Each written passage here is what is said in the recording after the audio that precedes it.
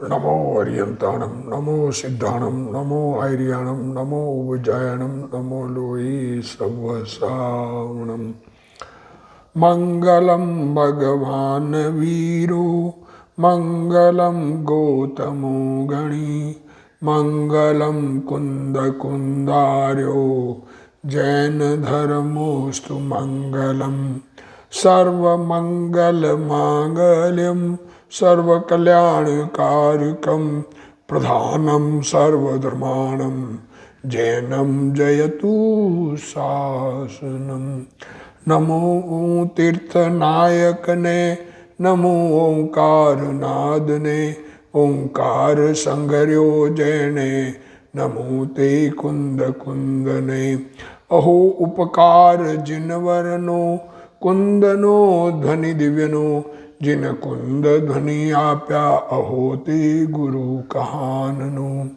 मंगलमय मंगलकरण वीतराग विज्ञान नमो ताहि जाते भय अरहंतादि महान करि मंगल करियो महा ग्रंथ करण के काज जाते मिले समाज सब पावे निज पद राज। मिथ्या भाव अभाव ते जो प्रगटे निज भाव सो जयवंत रहो सदा यही मोक्ष उपाव। सो निज भाव सदा सुखद अपनो करो प्रकाश जो बहुविधि भव दुख निके करिहे सत्तानाश। मोक्ष मार्ग प्रकाशक ग्रंथ पूज्य गुरुदेव श्री कांजी स्वामी के प्रवचन भाग 3 पेज 507 सम्यक्त्व सन्मुख मिथ्या दृष्टि। देखो आत्म अनुभवी अभी हुआ नहीं है, आत्म अनुभव के लिए प्रयत्नशील है, तो किस प्रकार से प्रयत्नशील है उसकी चर्चा चल रही है। तो प्रयत्न करने में कैसा कैसे वो प्रयत्न करता है, तत्वों का निर्णय किस प्रकार करता है, उसकी चर्चा चल रही है। तो गुरुदेव श्री के प्रवचन में ये आया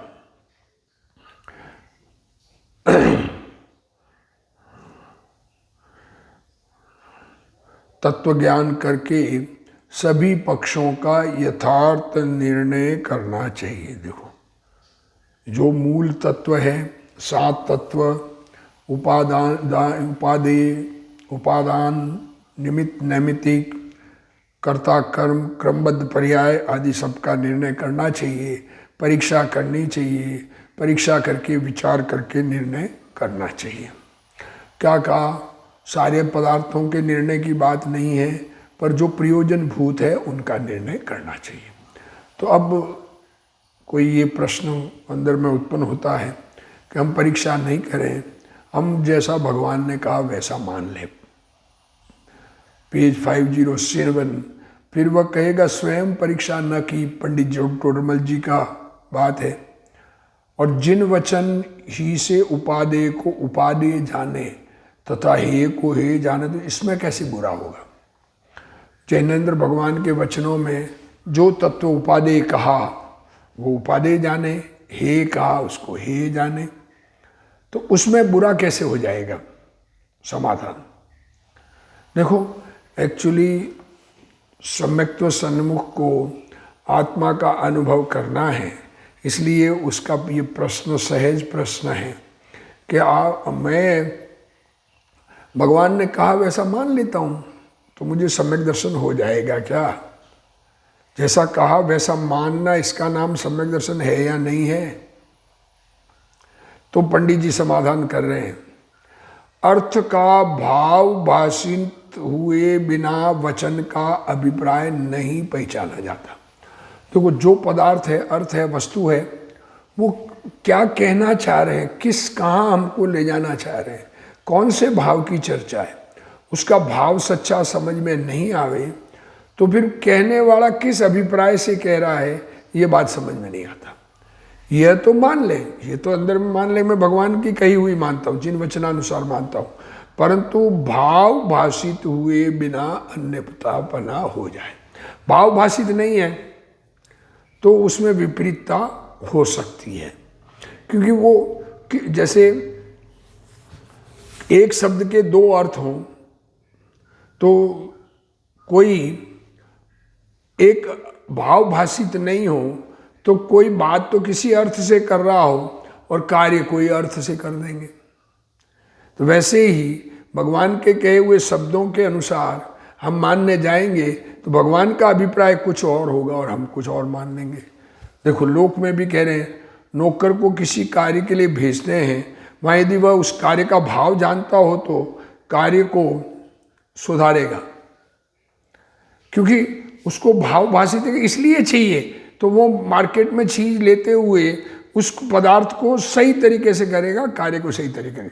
यदि भाव भाषित नहीं होगा तो कहीं चूक ही जाएगा।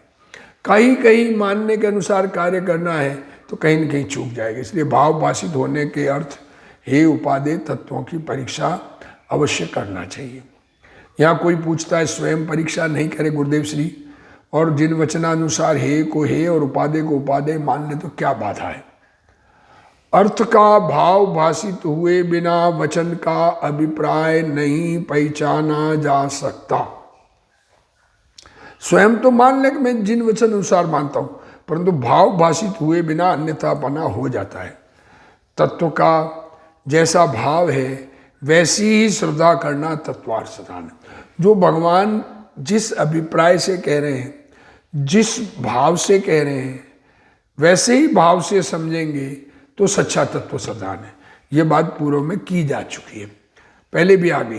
प्रयोजनभूत तत्व का जैसा स्वरूप है वैसा पहचाने बिना, जो तत्व कहा उसका जैसा स्वरूप है वैसा पहचाने बिना यथार्थ साधन नहीं होता। अतः प्रयोजनभूत तत्वों की तो परीक्षा करके साधन करना। प्रयोजनभूत जो है, जिससे हमारा प्रयोजन सधने वाला है, जिसके विपरीत मानने से हम संसार से पार नहीं होंगे और जिसको सही मानने से हम संसार से पार होंगे, ऐसे तत्वों के बारे में तो परीक्षा करके साधन करना। और किन्हीं सूक्ष्म तत्वों की परीक्षा करके उन्हें कहे अनुसार मान लेना चाहिए। अब सूक्ष्म तत्व है जिसके बारे में परीक्षा नहीं की जा सकती, जो सीधा सीधा कहा हुआ मान लेना चाहिए। इस संदर्भ में कार्तिकेय अनुप्रेक्षा गाथा 323-324 में कहा है, इस प्रकार निश्चय से समस्त जीव पुद्गल, समस्त जीव मीन्स समस्त कहा ना, तो एक नहीं है, अनंत जीव है और पुद्गल उससे अनंत गुणे हैं। धर्म नाम का एक द्रव्य है, अधर्म नाम का एक द्रव्य है, आकाश एक एंडलेस है और कालाणु असंख्य लोकाकाश प्रमाण है। इन 6 द्रव्यों और उन द्रव्यों की समस्त पर्याय को जो सर्वज्ञ के आगमानुसार जानता है, देखो साधन करता है, वह शुद्ध सम्यक दृष्टि है। आगम में जिस अभिप्राय से जैसा कहा गया है वैसा जाने, साधन करे तो शुद्ध सम्यक दृष्टि है। तथा जो इस प्रकार साधन नहीं करता किंतु इनमें संदेह करता है, पता नहीं ये ऐसे कह रहे तो ये कुछ अलग होगा ना, ऐसा डाउट आ जाए, वह सर्वज्ञ के आगम से प्रतिकूल है, प्रगट रूप से मिथ्या दृष्टि। कोई ये कहे कि जैन में तो ऐसा कहा है, उसमें ऐसा कहा है, इसका मतलब तुम्हें निर्णय नहीं है कि क्या सत्य है। जो जीव ज्ञानावरण के विशिष्ट क्षोभशम के बिना, ज्ञानावरण का विशेष क्षोभशम जिसके नहीं हुआ और विशिष्ट गुरु के संयुक्त गुरु, सच्चे गुरु सामने सदगुरु नहीं मिले, सूक्ष्म तत्वार्थों को नहीं जान सकता। देखो क्षोभशम नहीं है और विशिष्ट गुरु का संयोग नहीं है तो तत्वार्थों को नहीं जानता सकता। वह जीव जिन वचनानुसार साधन करता है और जिनेन्द्र द्वारा कथित समस्त सूक्ष्म तत्व को मैं भली भांति इष्ट करता हूं, इस प्रकार भी वह श्रद्धावान होता है। देखो स्वयं ने सामान्य पने तत्वों का निर्णय तो किया है, खुद ने सामान्य रूप से तत्वों का निर्णय तो किया है, परंतु विशेष क्षोभशम ज्ञान नहीं होने से सूक्ष्म तत्वों को नहीं जान सकता। सूक्ष्म तत्वों को जान नहीं पाता है तो वह सर्वज्ञ की आज्ञा अनुसार मानता है, सर्वज्ञ की आज्ञा अनुसार मानता है, परंतु जो मूलभूत तत्वों का निर्णय भी नहीं करता, मूलभूत सर्वज्ञानी की वाणी के तत्वों का निर्णय भी नहीं करता, उसको यथार्थ प्रतीति ही नहीं होती, सच्ची समझ ही नहीं होती। इसलिए यहां कहते हैं कि अपने ज्ञान में तत्वार्थों का भाव भाषित हुए बिना, तत्वार्थों का भाव भाषित हुए बिना केवली के वचन का यथार्थ अभिप्राय नहीं समझा जा सकता। क्या कह रहे, ज्ञान में तत्वार्थों का सच्चा भाव समझ में आए बिना केवली के वचन का यथार्थ अभिप्राय नहीं समझा जा सकता, और स्वयं परीक्षा पूर्वक पहचाने बिना अन्यथा प्रतीति हो जाती है। और खुद परीक्षा पूर्वक पहचान नहीं करे तो विपरीत प्रतीति हो जाती है। देखो, लोक में भी किसी मनुष्य को किसी कार्य के लिए भेजा हो, कोई काम करने के लिए भेजा हो, और वहाँ यदि वह मनुष्य उसका भाव नहीं समझा हो तो भूल कर बैठता है। कोई काम के लिए भेजे, सामान कोई लाना है या कोई वस्तु लाना है या कोई कार्य करना है, तो अब उसका भाव नहीं मालूम हो कि किस लिए करना है, कैसे करना है, कहाँ करना है, तो कहीं न कहीं भूल कर सकता है। किसी के बदले कुछ ले आता है, कोई सामान कुछ लाना था, लावे कुछ। इस आशय का एक दृष्टांत इस प्रकार है। देखो, दृष्टांत गुरुदेव श्री कह रहे हैं, मैंने तो सहज कहा कि कोई काम के लिए गया, वो काम दूसरा कर लेगा। गुरुदेव श्री उदाहरण से दे रहे हैं, एक सेठ ने अपने नौकर से कहा कि जा घोड़े को पानी दिखा ला। क्या कहा? नौकर को कहा कि जा घोड़े को पानी दिखा ला। वहां सेठ का आशय घोड़े को पानी पिलाने से था। अब देखो, भाव भाषित नहीं हुआ नौकर को, पानी दिखा ला। अब घोड़े को पानी दिखाने का क्या अर्थ है, ये नौकर को समझ में नहीं आया। पर सेठ चाहता था कि दिखाने का मतलब उसको पानी पिलाना, पानी के पास ले जाना तो वो पानी पी ले, परंतु उसे नहीं समझा नौकर, और नदी के किनारे जाकर कहने लगा कि घोड़े ये पानी देख ले। इस प्रकार उसने घोड़े को पानी दिखाकर घर लाकर बांध दिया। क्या कहा? दृष्टांत है, देखो गुरुदेव श्री का, घोड़े को पानी दिखा ला, तो दिखा कर ला के बांध दिया। अब घोड़ा प्यास से पीड़ित होकर हिनहाने लगा, तो सेठ ने नौकर से पूछा, क्या भाई घोड़े को पानी पिलाया या नहीं? घोड़ा प्यास से तड़फड़ा रहा है, इसको पानी पिलाया या नहीं? नौकर बोला, आपने तो पानी दिखाने के लिए कहा था, पिलाने के लिए तो कहा ही नहीं था। आपने तो कहा तो घोड़े को दिखा के लाना है, तो मैंने पानी दिखा लिया, ये पानी देख ले बस। नौकर के उत्तर से आश्चर्यचकित होकर सेठ ने कहा, अरे मूर्ख, मेरे कथन का भाव तो समझ लेता, क्यों न कहा है? दिखाने का क्या मतलब, घोड़े को पानी दिखा के आगे क्या लेना देना था? इसी प्रकार भगवान ने कहा है, इसलिए मान लो। भगवान की कही हुई बात मानने का भी गुरुदेव श्री कह रहे समझ के मानो। भगवान की भी कहे तो समझ के मानो, दूसरे व्यक्ति की बात तो छोड़ो। यहाँ तो गुरु ने कह दिया बस मान लो, अरे भगवान की कही हुई बात भी समझ के मानने की कह ले, परंतु स्वयं उसका प्रयोजन नहीं जाने तो लाभ नहीं होता।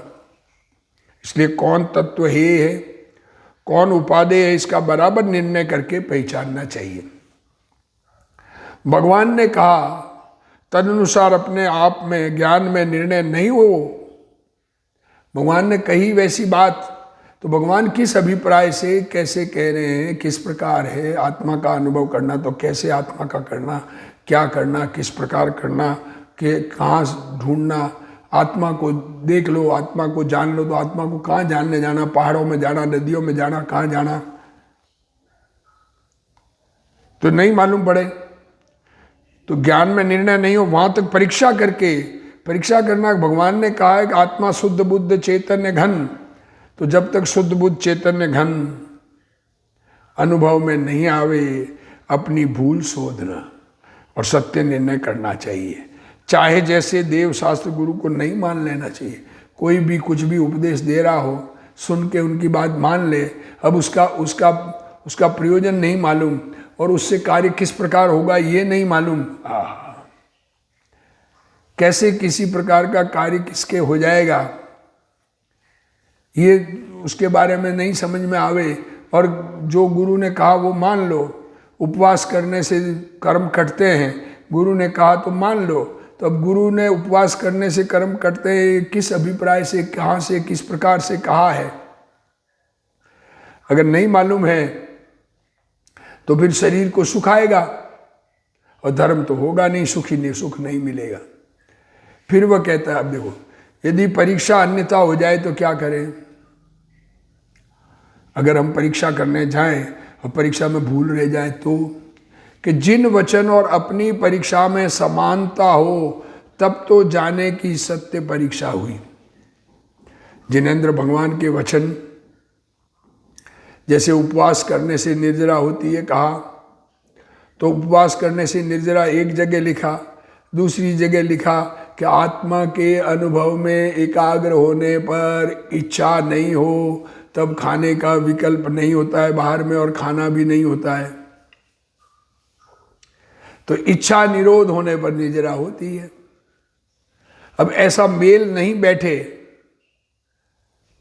और मेल अगर बैठ जाए तो सत्य परीक्षा हुई है।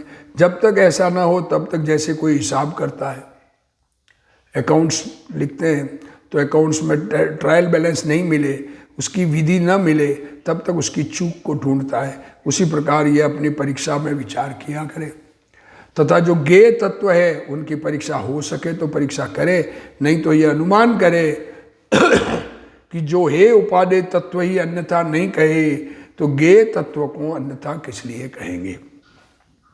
जैसे कोई प्रयोजन रूप कार्यों में भी झूठ नहीं बोलता। अब देखो दुनिया में हे, ज्ञेय और उपादेय तीन प्रकार कहा ना, तो अब जो जानने में आने वाले पदार्थ भी सत्य बताते हैं, जिससे हमारा अच्छा बुरा कुछ नहीं होगा, सिर्फ ज्ञान के विषय है, तो कोई प्रयोजन भूत कार्यों में भी झूठ नहीं बोलता। सिर्फ ज्ञान की बातें करे वो भी सत्य करे, तो जो प्रयोजन जिससे सत्ता है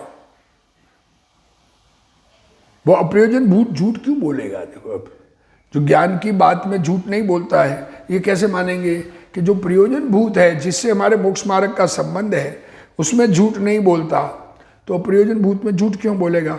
इसलिए ज्ञेय तत्वों का स्वरूप परीक्षा द्वारा भी अथवा आज्ञा से जाने।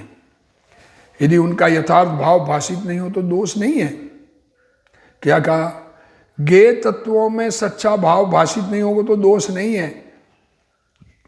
अब द्वीप समुद्रों का वर्णन है, ज्ञान के ज्ञेय अगर होवे कहीं तो कोई नहीं होवे, और होवे तो दोनों में कोई अंतर पड़ना नहीं है। तो जैसा भगवान ने कहा वैसा मान लिया तो कोई तकलीफ नहीं होनी।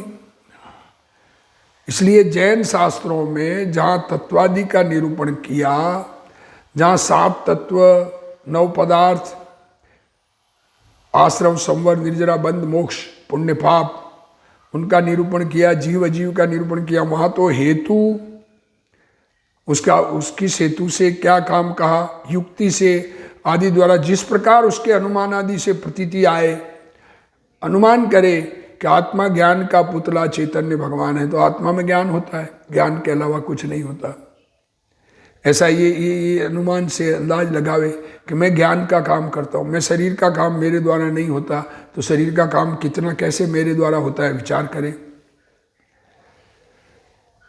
उसी प्रकार कथन किया है। देखो अनुमान से प्रतीति आए उसी प्रकार कथन किया है। देखो तथा त्रिलोक, देखो कि अगर तत्वों का निरूपण तो जिस प्रकार अनुमान से प्रतीति आए उस प्रकार किया है, तो 3 लोक का वर्णन, ऊपर स्वर्ग, नीचे नरक, मध्यलोक, मेरु आदि पर्वत, गुणस्थान का वर्णन, पहले गुणस्थान में, दूसरे, चौथे, तीसरे, 5वें, ऐसे 7वें, मार्गणा स्थान का वर्णन, कहाँ कहाँ जीव पाए जाते हैं, गति जाति आदि, पुराण आदि के कथन कहानियाँ कही है कि ये ऐसे इस प्रकार से धर्म की आराधना करके मोक्ष पधारे, आज्ञानुसार किए। इसलिए हे उपादेय तत्वों की परीक्षा करना योग्य है। हे और उपादेय जो कहा, जिससे हमारे सुख दुख का फर्क पड़ता है, उनकी परीक्षा करनी चाहिए। बाकी तो जैसा लिखा वैसा मान लें तो कोई तकलीफ होने वाली नहीं है। जिन वचन और अपनी परीक्षा, इन दोनों में समानता हो तो जानना चाहिए कि सत्य परीक्षा हुई। जब तक ऐसा ना हो, वहाँ तक जैसे कोई हिसाब करता हो और रकम बराबर नहीं मिले तो अपनी भूल को ढूंढता ही रहता है। इसी प्रकार यह भी अपनी परीक्षा में विचार करता रहता है। तथा जो ज्ञेय तत्व है उनकी भी परीक्षा हो सके तो करना, वरना अनुमान करना कि जिसने हे उपादेय तत्व की ही अन्यथा नहीं कहे, वह ज्ञेय तत्व में अन्यथा किस लिए कहेगा। हे और उपादेय तत्व विपरीत नहीं कहे तो ज्ञान के ज्ञेय में क्या अन्यथा कहेगा। जैसे कोई प्रयोजनभूत कार्य में झूठ नहीं बोलता जिससे प्रयोजन सधता हो। मैं किसी से बात करूं और मुझे लाखों रुपए का फायदा होने वाला हो, उसमें मैं झूठ बोलकर लाखों रुपए का फायदा, लाखों की जगह करोड़ों नहीं करता। जो हिसाब है उसके हिसाब से सही सही बात करता हूं। अगले को पैसा देना है तो देना है, लेना है तो लेना है, उसमें सत्य बोलता हूं। तो अप्रयोजनभूत जिससे क्यों फर्क नहीं पड़ता, वहां ये हुआ वहां, उसमें क्यों झूठ बोलेगा। इसलिए ज्ञेय तत्वों का स्वरूप परीक्षा भी करे अथवा आज्ञा से भी जानना। जैन शास्त्रों में जीवादि तत्वों, सर्वज्ञ देव, शास्त्र गुरु आदि का तो मुख्य निरूपण किया है। क्या कहा? 7 तत्व, 9 पदार्थ, सर्वज्ञानी परमात्मा वो देव, उनके वाणी शास्त्र और उनके भगत गुरु, इनका मुख्य निरूपण किया है। उनका तो हेतु से उनका विचार करना, भाई कपड़े सहित मुनि बन सकते हैं तो कपड़े सहित मुनि गुरु कैसे हो सकते हैं, विचार करना। कपड़ा परिग्रह है या नहीं है, कपड़े परिग्रह को अवेरना पड़े कि नहीं पड़े। तो जिनके वस्त्र परिग्रह है वो आत्मा में एकाग्रता का समय कहाँ से निकालेंगे, कंटिन्यू एकाग्र नहीं रह सकते। ये विचार करें ऐसे हेतु से, युक्ति लगावे कि बैठता नहीं है, ये तो ममत्व है, कपड़ा रखते हैं तो बिना ममत्व है कि रह नहीं सकता। अनुमान से निर्णय हो सकता है, अनुमान लगावे। उनको तो परीक्षा द्वारा पहचानना चाहिए। तो 3 लोक, गुणस्थान, मार्गणा स्थान और पुराण आदि के कथनों को आज्ञानुसार समझ लेना चाहिए, जैसी भगवान की आज्ञा है। ये बात तो भगवान ने कहा है। अगर जो प्रयोजन भूत में भगवान के वाणी में झूठ नहीं है, जिन आचार्यों ने प्रयोजन भूत में झूठ नहीं बोला तो इनमें क्यों बोलेंगे। समस्त सूक्ष्म तत्वों की परीक्षा नहीं हो सकती, वहाँ सर्वज्ञ की आज्ञा का बहुमान करके मान लेना चाहिए। जीवादि तद्द्रव्यों तथा तत्वों को पहचानना, देखो ये सम्यक तो सन्मुख क्या करता है वो बात है, क्योंकि वे तो अनुमान, युक्ति तथा अनुभव से निर्णय हो सकने योग्य है। अनुमान से, युक्ति से, अनुभव से निर्णय हो सकता है। विचार करे तो निर्णय हो सकता है। तथा मिथ्यात्व, अज्ञान और रागादि भाव छोड़ने योग्य है, ये निर्णय हो सकता है कि मिथ्यात्व खोटी मान्यता खोटी मान्यता तो छोड़ने लायक है ना, अज्ञान छोड़ने लायक है, रागादि भाव छोड़ने योग्य है, उनको भी भली भांति पहचानना तथा निमित्त नैमित्तिक भावों को भी पहचानना। 6वें 7वें गुणस्थान की दशा वाले के बाह्य में कैसा निमित्त होता है, केवली को कैसा निमित्त होता है, यह सब पहचानना चाहिए। मुनि दशा में भी सदोष आहार, मुनिपणे में सदोष आहार और वस्त्र का निमित्त मानने वाले को नैमित्तिक रूप मुनि दशा का पता नहीं है। देखो मुनि दशा में आहार, मुनि के लिए बनाया हुआ आहार लेवे, या आहार में दोष हो, अभक्ष पदार्थ से आहार बना हो, या कपड़े मुनि के हो, जिसने ऐसा माना है, आहार घर घर जाके अलग अलग जगह थोड़ा थोड़ा लेकर के फिर एक घर स्थानक में जाके फिर आहार खाना, ऐसा मानने वाले को नैमित्तिक रूप मुनि दशा का पता नहीं है। लोग प्रश्न करते हैं भगवान ने हमें समझ में आ सके ऐसा क्यों नहीं कहा। अब ये बात ये, भगवान का उपदेश ऐसा क्यों नहीं है, जिनवाणी में ऐसा क्यों नहीं लिखा कि हमें सीधा सीधा समझ में आ जाए। तो यहाँ कहते हैं भगवान और मुनियों ने तो समझ में आने योग्य ही कहा है। भगवान और मुनि तो हमें समझ, क्योंकि हम संगी पंचेंद्रिय है, हमें समझने की सामर्थ्य है, पर हम अपना उपयोग लगा के समझते नहीं है। परंतु